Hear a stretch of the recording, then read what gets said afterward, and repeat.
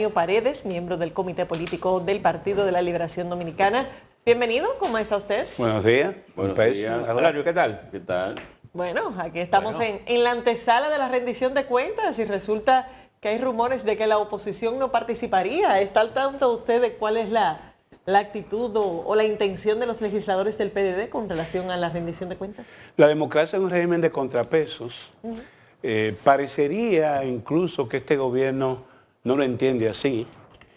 Yo recuerdo que en los tiempos de Balaguer, que precisamente el sector liberal, sobre todo de donde proviene el actual gobierno, tipificaban como una dictadura blanda de Balaguer, pero Balaguer hasta le permitía a las izquierdas sobrevivir en la UAS, un poco como desahogo a esas tensiones que se vivieron después de la Guerra de Abril. Entonces uno ve actuaciones del gobierno que son contraproducentes en cualquier régimen democrático. ¿Cómo cuáles? Ayer el comité político y el candidato Abel Martínez convocaron a los candidatos a la alcaldía del pasado 18 de febrero y directores, tanto los ganadores como los que les fue arrebatado el triunfo u otros que pudieron perder en buena lid. Y los testimonios, más de 20 testimonios que rindieron ayer en una asamblea en el Salón Bienvenido Sandoval de la Casa Nacional, son escandalosos. Y ahí hubo grosería. Ahí salió la carta que mandó el candidato del PLD al presidente de la Junta. No, ya la había enviado antes porque teníamos las informaciones, pero escucharlo de viva voz de alcaldes electos, directores electos u otros que jugaron un papel fundamental en ese proceso, da grima. ¿Saben por qué? Porque el gobierno ha sido goloso. O sea, el gobierno, además de un avasallamiento que le lleva a tener una cantidad abrumadora de alcaldes y directores, ahora, y lo quiero decir con toda responsabilidad, se denuncia que están llamando a nuestros alcaldes electos y directores y a los perdedores. A los perdedores están ofreciendo cubrir las deudas con que quedaron en el proceso. Y a los ganadores que tendrían una actitud facilitadora del gobierno en términos de realización de obras y demás. Y eso para que se pasen al gobierno. Y eso es lo lamentable, señores. No sabiendo que un régimen de contrapeso que el PLD lo respetó. El PLD iba a alianza con una serie de partidos emergentes, pero esos partidos mayoritarios que representaban la oposición, como el mismo PRM, que hizo una oposición, como ustedes lo saben, radical. Radical a propósito de convocatoria a plazas públicas y hablar de que nosotros no queríamos constituir un partido único. Quienes están hoy erigiéndose en un proyecto de partido único es el Partido Revolucionario Moderno en el poder. Se produjo la renuncia de regidores actuales y regidores que participaron en la contienda electoral del pasado 18 de febrero, que forman parte del PLD, de la Fuerza del Pueblo, y hasta de reformistas, vi que también que renunciaron, pero no dicen hacia qué partido se van a pasar, pero sí renunciaron de su... Lo que yo sí he visto, Caminero, es que, por ejemplo, en Estados Unidos, en Pensilvania, casi al otro día del proceso, un cónsul de allí juramentó a una serie de dirigentes de la Fuerza del Pueblo. ¿Qué sentido tiene? Si ustedes obtuvieron un triunfo, nosotros decimos no en buena lid, pero lo obtuvieron legalmente. Entonces, ¿qué propósito tienen? Es eliminar, es extinguir a la fuerza política. La oposición a un contrapeso importante. Yo recuerdo que siendo legislador en el año 90, aquel proceso tortuoso, el PLD llegó a constituir en un régimen del doctor Balaguer. Mayoría en la Cámara de Diputados, 44 diputados éramos, porque se perdió las elecciones, recuérdense, en un proceso muy apretado. Y en el Senado teníamos 12 senadores. De ese proceso, del 90 al 94, se dieron las principales leyes. Fue aquella primera camada de reforma. La ley, el Código de Trabajo, la Ley de Seguridad Social, la Ley de Educación, Código Tributario, todo producto de que había una oposición sensata, que hacía oposición, pero contribuía a aquellas medidas que se entendía beneficiaban a la población. Entonces, eso no lo estamos viendo en las actuaciones del partido oficial. Preguntaba Laura que si la posición de los legisladores hoy en el Congreso es retirarse de la sesión. Habrá protesta y es un derecho, por eso lo reclamé, es un derecho de la oposición. ¿qué es lo Ante la grosería aunque se ha actuado y que no cesan. Bien. Ahí escuchamos a un vocero que trabaja o está trabajando con la Liga Municipal Dominicana diciendo que este miércoles se va a reunir con 14 alcaldes. Entonces así no. Melanio. Habrá protesta en el marco de la ley, el PLD es un partido con vocación de poder, pero tenemos el legítimo derecho a la protesta y se hará. Se retirarán del Congreso. Ahora quiero ir... Habrá protesta, no sé, no puedo adelantar en qué condiciones, pero habrá una Eso lo protesta. dijo el presidente del Senado, que tuvo la información de que los legisladores de la oposición se van a retirar de la Asamblea Nacional. No es nada extraño. Danilo ganó con un 62% en el 16 y Abinader nunca reconoció el triunfo. Y hubo un legislador del PRM que en una de las rendiciones de cuentas del presidente Danilo sacó un cartelón. Así que eso no es nuevo y es un legítimo derecho de la oposición. Quiero ir al escenario tanto de las elecciones pasadas como de las que vienen, porque he escuchado a la oposición pues explicar, entender los resultados de las elecciones, pero quería preguntarle, en el imaginario de la oposición, ¿cree que puede ganar dividida? Bueno, tendríamos que verlo en dos tramos. Yo soy del criterio, y es el espíritu que reina en la dirección del partido, de que la oposición debe hacer todo el esfuerzo por tratar de unificar la boleta congresional. Cuando digo unificar, en términos de candidaturas uninominales, con los diputados poco se puede hacer porque es un voto preferencial. Estamos hablando básicamente de los senadores. Las 32 provincias o las 31 provincias del Distrito Nacional, y se está trabajando en eso. Es difícil, es complicado, pero anoche, puedo decirlo aquí, se trabajaba arduamente en armar la carpintería para presentar candidaturas comunes.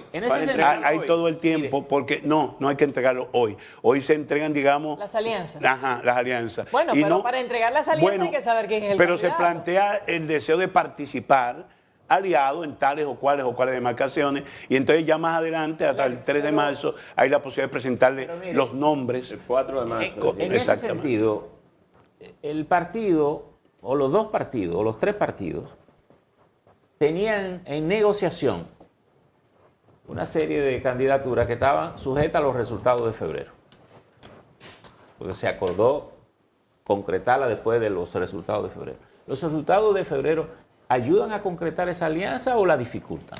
No, al contrario, a la oposición no le queda de otra que intentar compactar una alianza que donde funcionó, como el caso de San Juan, ganamos, a pesar de todo el atropello y el avasallamiento con recursos del Estado y otras artimañas. Pero alguien dice que en San Juan, más que la alianza parece que es Félix que resuelve. No, el tema es que con tiempo, incluso antes de que el 20 de noviembre se anunciara ya oficialmente la candidatura en muchas demarcaciones, ahí se comenzó a trabajar con tiempo. Y eso fue lo que faltó en comunidades como en Barahona. En Barahona, con los votos, el escaso porcentaje que sacó el candidato del PLD, ganaba la sindicatura o la alcaldía, la candidata de la Fuerza del Pueblo, y en otros lugares perjudicó al PLD. De todas maneras, soy del criterio de que, y en eso se trabaja, que a nivel de la boleta congresional es importante, porque eso permitiría que Luis Abinader no pase en la primera vuelta. Déjenme preguntarle esto. Los dos ex vicepresidentes del PLD han estado cruzándose el asunto. Jaime David Fernández parecería que es un rol de los... parece que le da un rol importante, protagónico a los vicepresidentes. O le da ciertas licencias. Exacto. Jaime David Fernández propuso que Leonel apoyara a Abel. Y sin embargo, don Rafael Alburquerque, apelando a la condición de hijos de vos todos, pues, que apoyen a Leonel.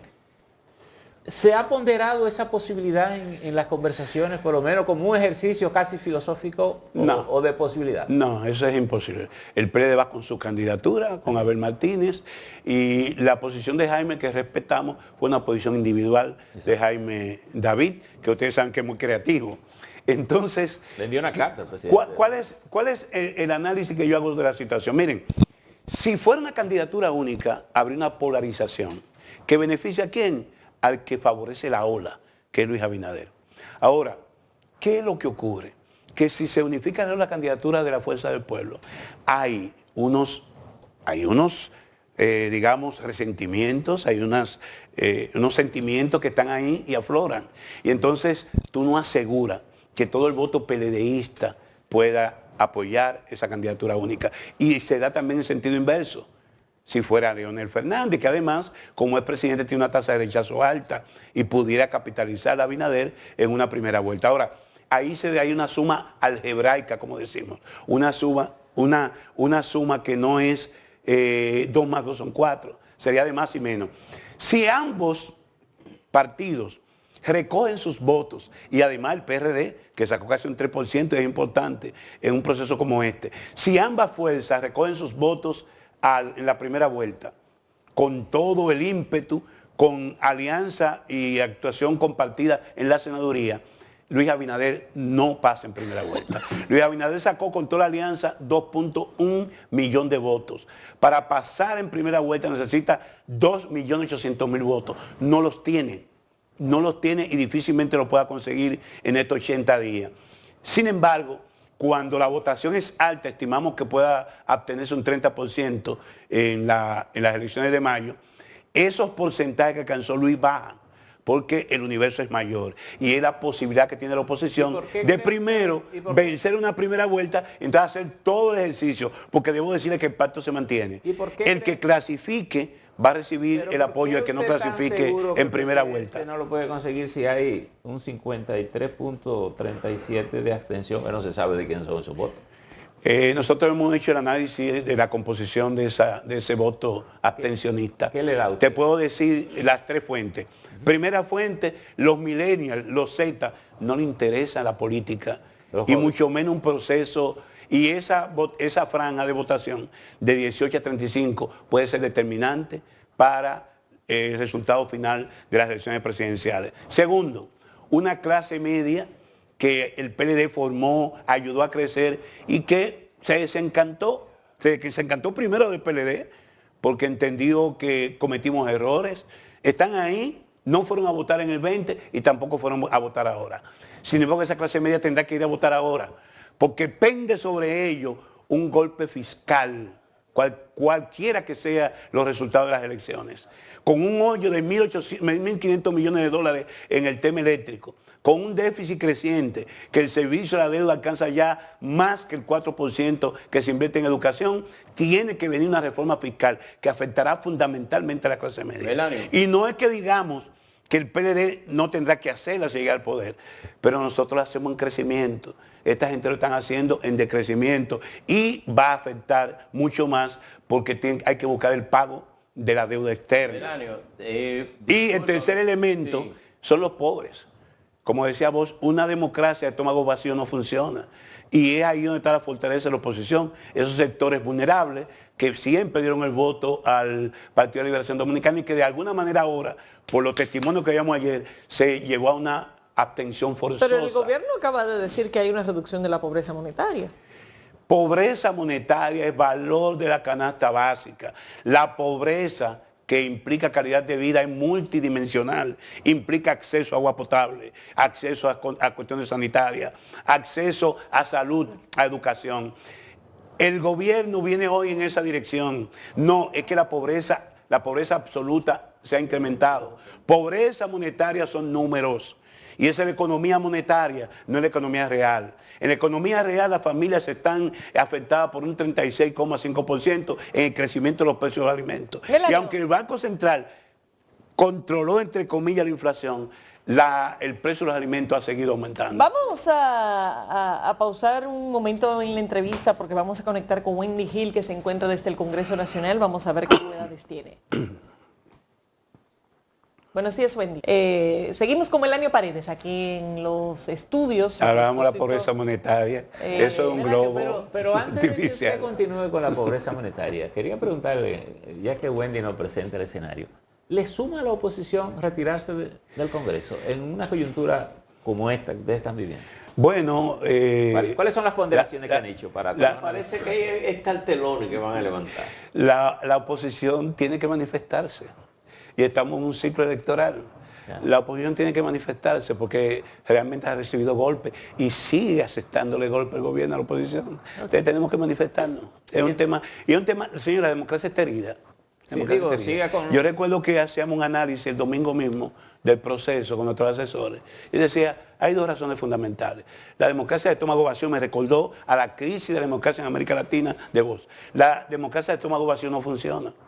Porque una gente muerto de hambre, que de buena primera a una hora tú le quieras resolver. Ayer se dijo que ahí se cambió voto hasta por neveras. Decían los testimonios de... Y con esos asesores y esos análisis no se tomó en cuenta ningún factor interno del PLD. Sí, ¿Que explique estos resultados? En el caso de la oposición, sí, en el caso nuestro, aunque se preparó, teníamos diseñado 5 personas por colegio electoral, el delegado, el suplente, gente activando, pero yo, por ejemplo, que fui a votar a la antigua escuela Fray Barito Mejía, lo que allí yo vi fue avasallante. Yo ni siquiera veo los 5 míos. Yo me imagino que a lo que Laura se refiere, ella a razones propias de por qué la gente no le vote. O sea, hace una evaluación del proceso en el PLD, de por qué se perdió en el 20 y por qué se perdió ahora. Pero yo lo dije, ustedes parece que no repararon. Hay una clase media que fue la que votó al PLD en todos esos triunfos sucesivos, que fue una clase media que el PLD, con un crecimiento sostenido durante 20 años, ayudó a formar, que se desencantó. Sí, pero no es solo la clase media, es un padrón de 8.1 millones y para la que viene son 8.5, ¿verdad? El voto es en una parte es fundamentalmente ¿La que viene emocional. ahora? Sí, pero eso ¿Sigue el mismo padrón? todavía en las encuestas, aún en las encuestas que desfavorecen a nuestro partido, esa franja, recuérdense que Danilo volcó con una serie de programas sociales hacia el campo, sectores vulnerables. Ahí está el caso de la Barquita. Hay gente que recuerda eso como legado de los gobiernos del PLD. Eso nada de clase media. En todas las encuestas, ¿no? Cuando digo esos sectores pobres, esos sectores que dice Percio, todavía votan al PLD. O sea, hay una fortaleza importante en esos sectores, que es más bien el voto emocional, el voto por recuerdo de esos gobiernos, que por un acto consciente, que es lo que ocurre en clase media. En la circunscripción 1 de la capital, ahí es que pasaron diputados como Minú Tavares, como Pelegrín Castillo, como José La Luz. Ahora tenemos ahí muy buenos candidatos que la gente escucha sus propuestas. Pero ahí arrasó Carolina. Está bien, o sea, yo no he dicho nada. Digo que es una circunscripción que hay un voto consciente. Esa población le dio un voto a Carolina, para que no se recordó que sus vehículos se le anegaron en las últimas 2 temporadas del cambio climático, los 2 de noviembre. Quizás recordaron que ningún gobierno anterior se ocupó de ese tema tampoco. Bueno, pero hubo esfuerzo, ahí está todo que se hizo. A lo mejor si hubiera habido esfuerzos no hubiéramos llegado Laura, a es un proceso, nosotros lo hicimos. Ahí está el de la niña de Cáceres, que el propio Domingo Contreras llevó a la prensa y vio cómo se abandonó un proceso que costó mucho dinero y que, sin embargo, no jugó el papel en esas grandes avenidas de agua. Entonces, es cierto, hay una clase media que nos ha negado el respaldo. Fíjense que no ha votado ni siquiera por otro partido.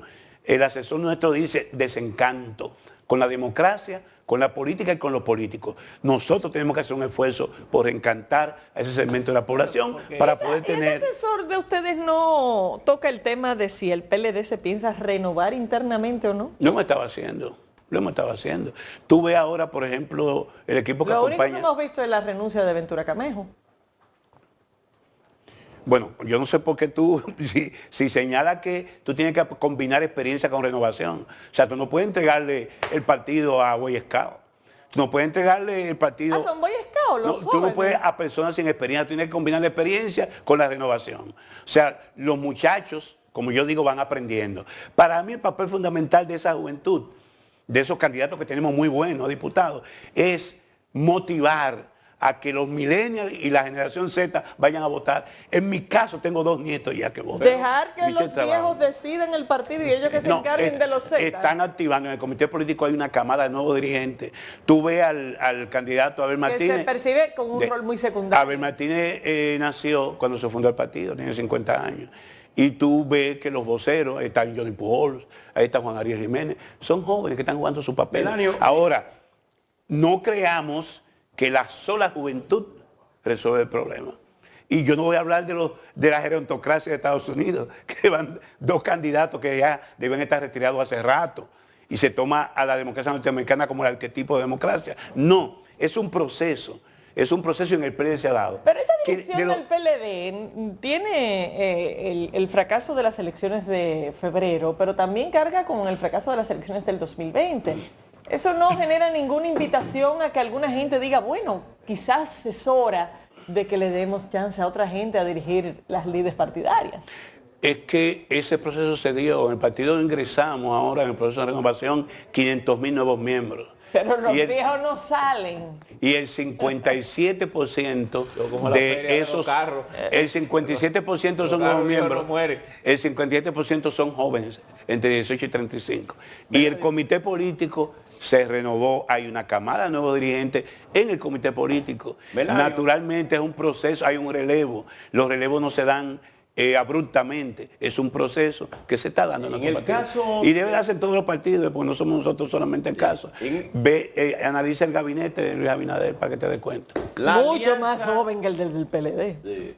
La alianza habría que decir que el de Luis Abinader se parece un poco al primer gobierno del PLD, que eran gente más o menos joven. En el 96. Ahí hay muchos viejos robles.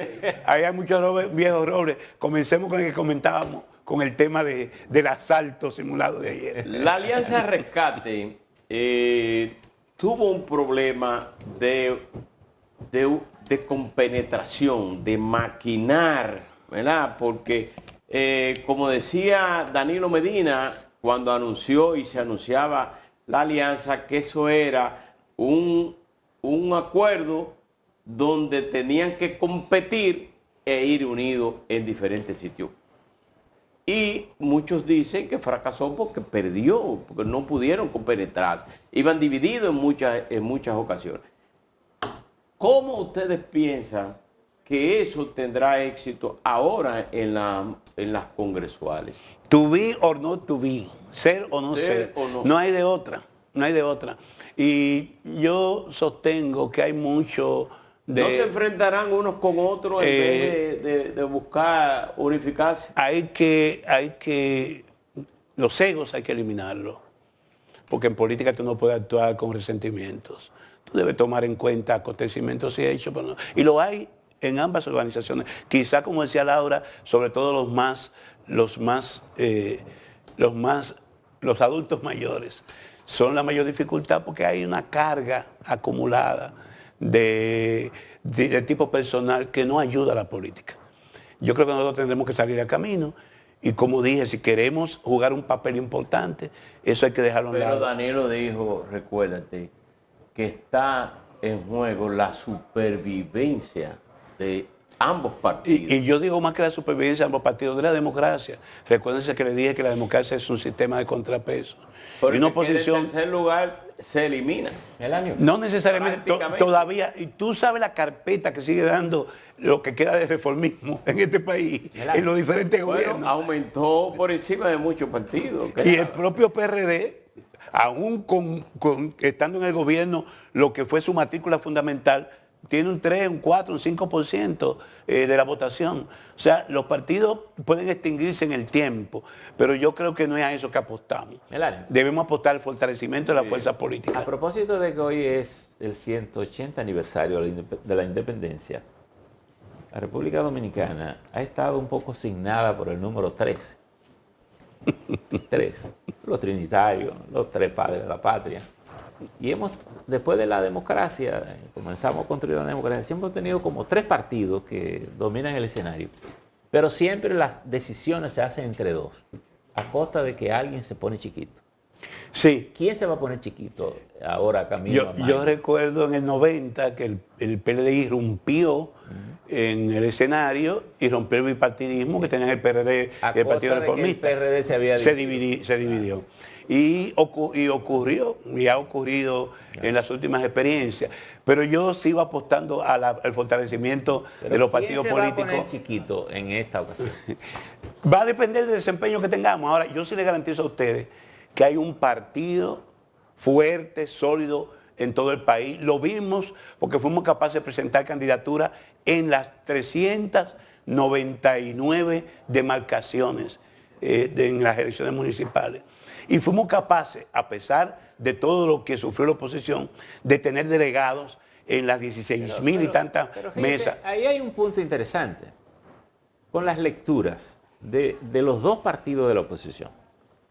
En sus argumentaciones parecería que ellos ganaron, que ustedes ganaron las elecciones. Y en la creencia colectiva es que ustedes perdieron las elecciones. Entonces, ¿cómo vamos a cotejar este asunto? ¿Cómo usted entiende que al PLD le fue bien con el resultado que tuvo de febrero? No, yo no he dicho que le fue bien. No, usted ha dicho que es un partido fuerte, pero un partido fuerte muestra una fortaleza en resultados. Yo he dicho, pero lo posteé en un tuit, vos decías que los hombres de poder no solamente deben contentarse con lograr alcanzarlo, sino con merecerlo. Lo que aconteció el 18 de febrero no fue un triunfo legítimo del PRM.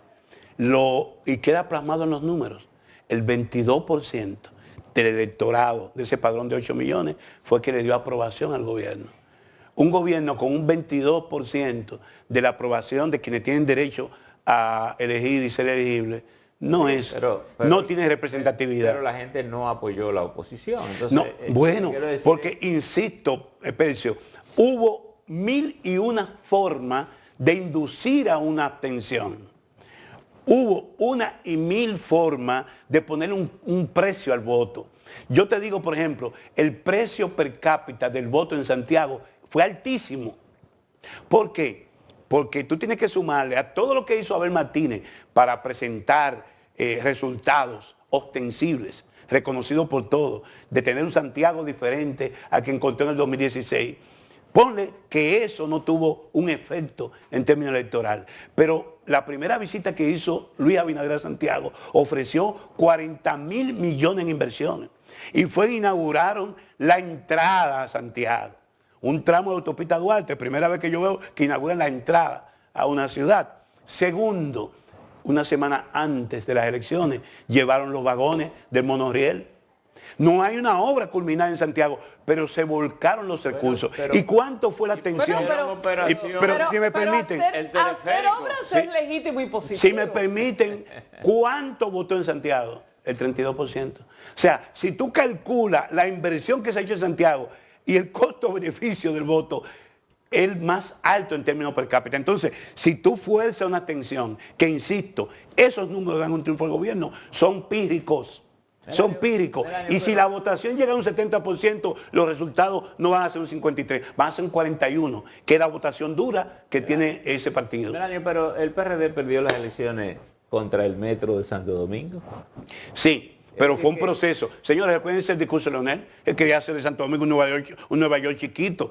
Y no solamente hizo reforma en términos, no solamente fueron, no fue un legado material, hubo un legado institucional, don Pedro, usted lo sabe. La inversión de un gobierno genera un impacto.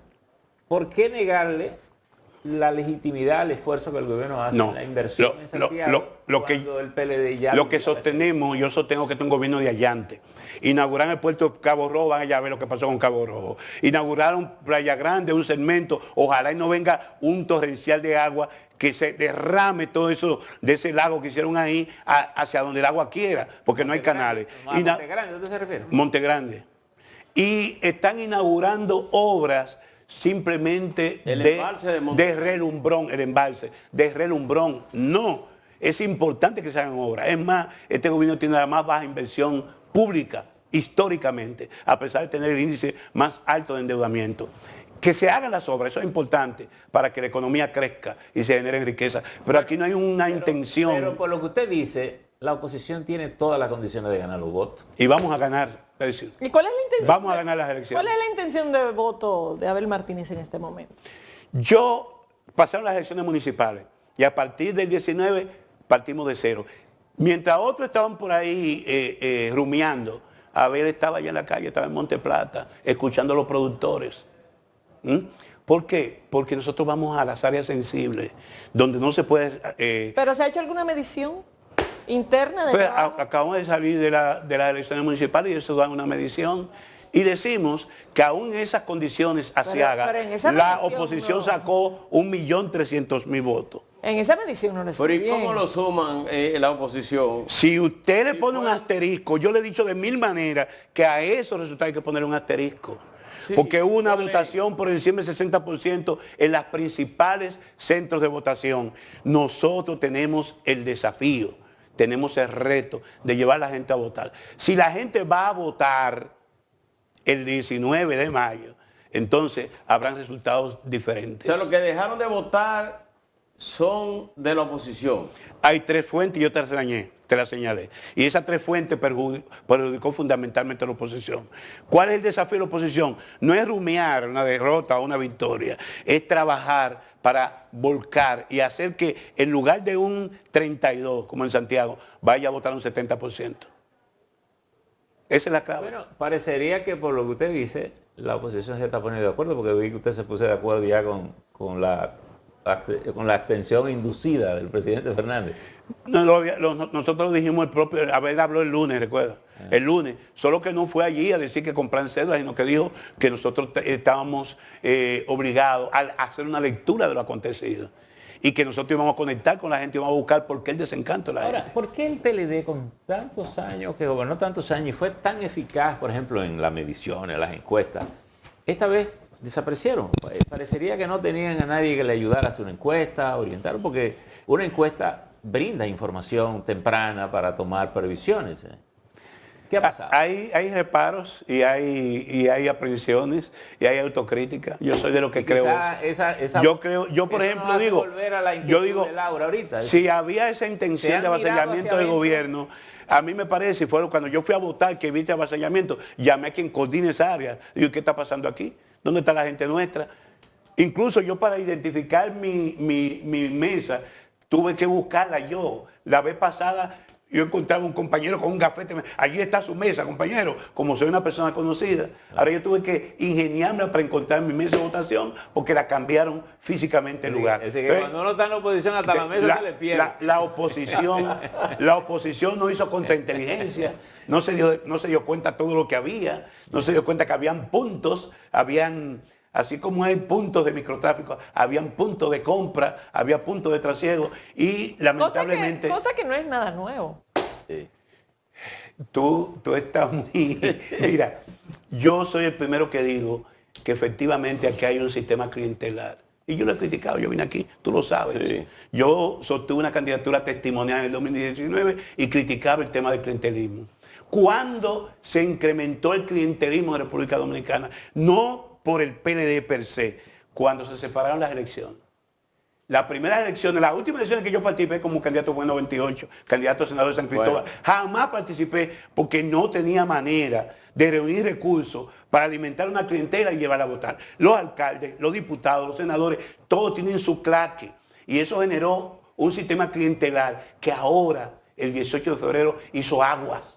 Llegamos al extremo en términos del costo de ese voto clientelar. Y por ahí la democracia no puede funcionar. Bernardo, muchísimas gracias, pero antes de que Laura despida, porque estamos en una cobertura desde las 6 de la mañana hasta que hable el presidente y analizaremos el discurso del presidente. República Dominicana. Melanie Paredes, gracias por haber estado con nosotros, miembro del Comité Político del PLD. Y bueno, ya veremos qué hace el PLD. Estaremos prestos al discurso del presidente. Ustedes tienen muy buenos tercios ahí para llamarlo y que le respondan. Vamos a